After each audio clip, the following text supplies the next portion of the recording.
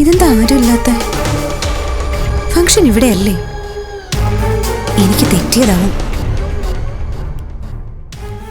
അഞ്ജന, എന്താ മടങ്ങിയത്?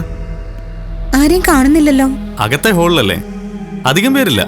എന്നാലും ഒരു 30ഓളം പേരുണ്ട്. അവരെല്ലാം എത്തിക്കഴിഞ്ഞു. അഞ്ജനെ നോക്കി നിൽക്കുക. വാ. ഞാൻ കരുതി സ്ഥലം മാറിയെന്ന്. മാറിയിട്ടൊന്നുമില്ല. അഞ്ജനയ്ക്ക് അറിയാലോ മനസ്സാർ വാക്ക് പാലിക്കുമെന്ന്. വാ. എവിടെയാ? ദേ നേരെ കാണുന്ന ഡോർ തുറന്ന് കേറിയാ മതി. എല്ലാവർക്കും സ്വാഗതം. അഞ്ജനയുടെ ക്യാഷ് അവാർഡ് വിതരണ ചടങ്ങ് ആരംഭിക്കുകയാണ്. കണ്ടോ, മീറ്റിംഗ് തുടങ്ങി. വേഗം ചെല്ല്.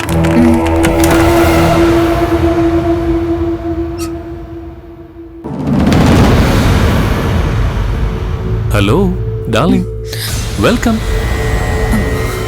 ആൾക്കാരൊക്കെ എവിടെ സർ? നിന്റെ സ്വന്തം ആളല്ലേ നിൽക്കുന്നത്. വാ ചക്കര വാ. വാടകഥ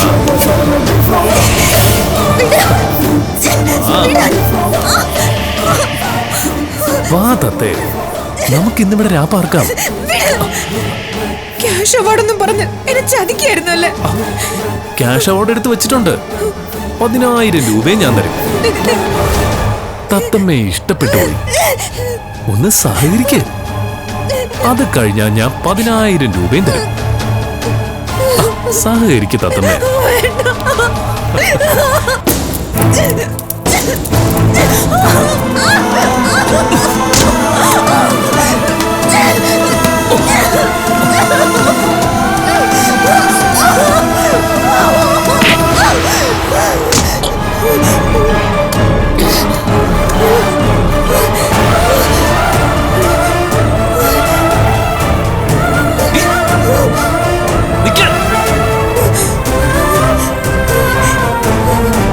ആരോടെങ്കിലും പറഞ്ഞ കൊന്നോളെ.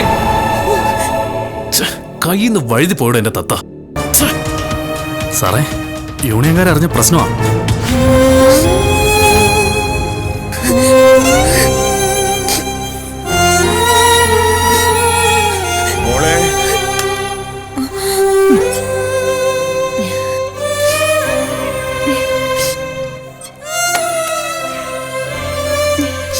മോളെ, അച്ഛൻ ഇതെവിടായിരുന്നു? എന്തിനാ തണുപ്പത്ത് എങ്ങനെ ഇറങ്ങി നടക്കുന്നത്? എന്റെ അസുഖമൊക്കെ മാറാൻ പോവുകയല്ലേ. ഞായറാഴ്ച നമ്മൾ ടൗണിൽ പോയി നല്ല ഡോക്ടറെ കാണുമല്ലോ. പോകാനായിട്ടൊരു ഓട്ടോ പറയാൻ പോയതാ. അത് ശരിയായി. രാവിലെ 8 മണിക്ക് വരും. എന്താ മോളെ, എന്താ? ഒന്നുമില്ല. അല്ല, മോക്ക് എന്തോ സങ്കടമുണ്ട്. എന്താ? ഓ, രൂപ കിട്ടിയില്ലേ?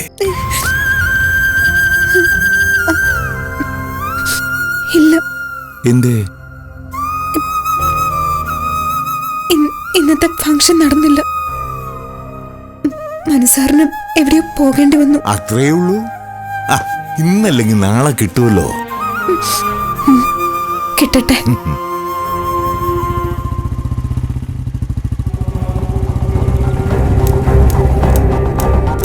കൊച്ചു മുതലാളി വരുന്നുണ്ട്.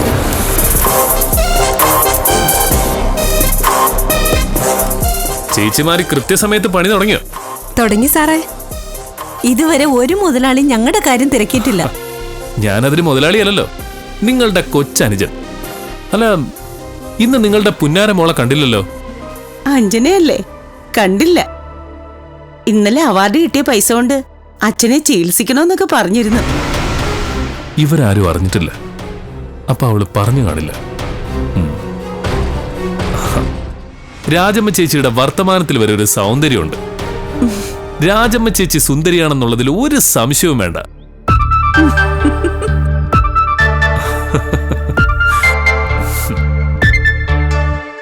ഇങ്ങനൊരു മുതലാളിയെ സ്വപ്നത്തിൽ പോലും ഞാൻ കണ്ടിട്ടില്ല.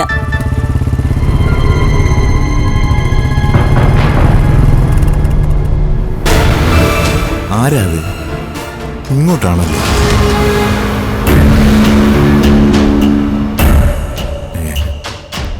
ആരാ? മനസ്സിലായില്ല. ഞാൻ മനു പ്രതാപ്.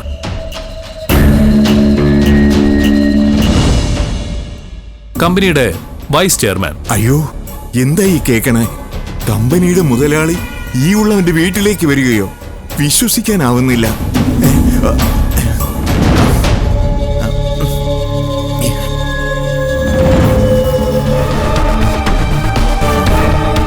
സത്യത്തിൽ ദൈവം ഞങ്ങളുടെ മുന്നിൽ വന്ന് നിൽക്കുക.